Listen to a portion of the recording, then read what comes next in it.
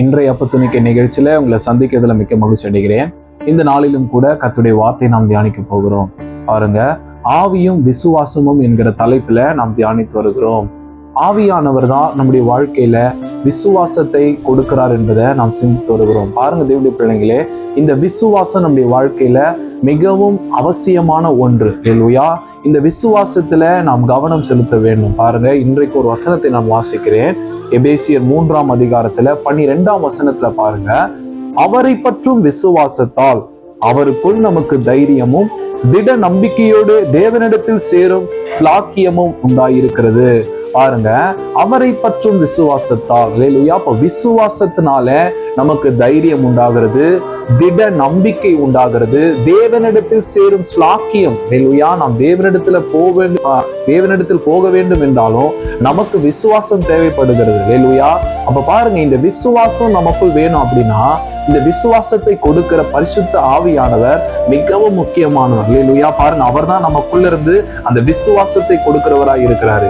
பாருங்க, நாம் எசேக்கியேல்ல இந்த காரியத்தை நாம் சிந்திக்க போகிறோம். எசேக்கியேல் 37வது அதிகாரத்துல உலர்ந்த எலும்புகளை குறித்து நாம் பார்க்கிறோம். பாருங்க, அந்த உலர்ந்த எலும்புகள், அந்த பள்ளத்தாக்குல அவைகள் மிகவும் உலர்ந்ததா இருந்ததா, அவைகள் தனித்தனியே இருந்தது என்று நாம் பார்க்கிறோம். அந்த அளவுக்கு ஒரு உலர்ந்து போன ஒரு எலும்பை தீர்க்கதரிசி பார்க்கிறார். ஆனா ஆண்டவர் இந்த உலர்ந்த எலும்புகளை குறித்து சொல்றார். 11வது வசனத்துல பாருங்க, அப்பொழுது அவர் என்னை நோக்கி, மனுபுத்திரனே, இந்த எலும்புகள் இஸ்ரவேல் வம்சத்தார் அனைவருமே, இதோ அவர்கள் எங்கள் எலும்புகள் உலர்ந்து போயிற்று, எங்கள் நம்பிக்கை அற்று போயிற்று, நாங்கள் அறுப்புண்டு போகிறோம் என்றார்கள். பாத்தீங்களா? அப்ப அந்த உலர்ந்த எலும்புகள் இஸ்ரவேல் புத்திரரே என்று ஆண்டவர் சொல்லுகிறார். காரணம், அவர்கள் தான் சொல்றாங்களாம், எங்களுக்கு நம்பிக்கை அற்று போயிற்று, நாங்கள் இந்த 70 வருஷம் இந்த சிறையிருப்புல இருக்கிறோம், நாங்கள் இங்கிருந்து போவோமானே எங்களுக்கு தெரியல, இந்த சிறையிருப்பு முடியுமான்னு எங்களுக்கு தெரியல, எங்கள் நம்பிக்கை அற்று போயிற்று அப்படி சொல்லி அவர்கள் மிகவும் உலர்ந்து போய் இருந்தார்களாம் நம்பிக்கையில.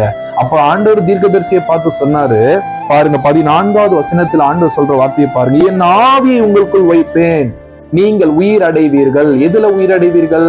நம்பிக்கை. உங்கள் நம்பிக்கை உயிரடையும், உங்கள் விசுவாசம், என் மேல் வைத்திருக்கிற உங்கள் விசுவாசம் உயிரடையும் என்று ஆண்டவர் சொல்லுகிறதை நாம் பார்க்கிறோம். அப்ப பாருங்க, என் ஆவி, பரிசுத்த ஆவியானவரை நான் உங்களுக்குள் அனுப்புவேன், அவர் உங்களுக்குள் வரும் பொழுது உங்கள் நம்பிக்கை உயிரடையும், உங்கள் விசுவாசம் உயிரடையும். அல்லேலூயா.